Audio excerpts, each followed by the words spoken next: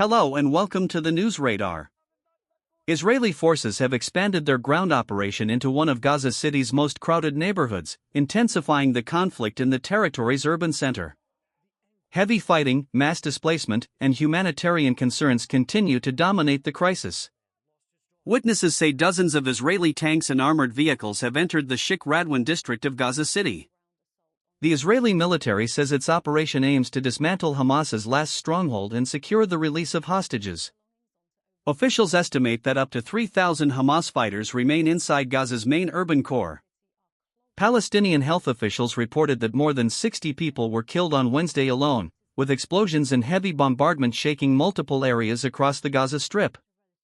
Israel has issued new evacuation orders, giving civilians 48 hours to leave Gaza City and move south through a temporary passage along Salahaddin Road.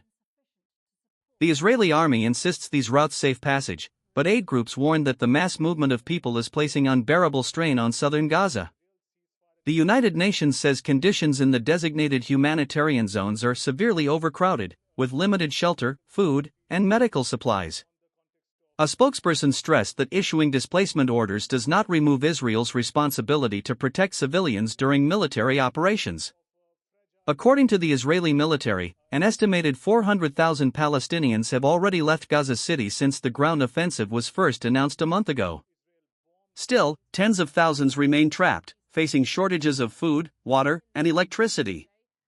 Our Middle East correspondent Yolan Nell, reporting from Jerusalem, explains that communication with Gaza City is limited, with both internet and phone lines disrupted, reportedly due to Israeli strikes. Locals describe Israeli forces consolidating control over key roads linking the northern and southern parts of the city, an area believed to be critical for advancing deeper into Gaza. The military anticipates facing fierce resistance, including guerrilla-style warfare, as they move closer to Hamas's command hubs. On the diplomatic front, Israeli media report that Israeli officials met U.S. representatives in London this week, with discussions focused on encouraging Qatar to resume mediation between Israel and Hamas. Hopes for a comprehensive deal, including the release of hostages and a possible ceasefire, remain uncertain. Israeli leaders have signaled that military operations will continue, saying they see no alternative path forward. With fighting intensifying in Gaza's urban core, the humanitarian toll continues to mount. International pressure is growing, but for now, Israel's ground offensive shows no sign of slowing. We will continue to bring you new updates as more information becomes available. Stay with us for the latest updates.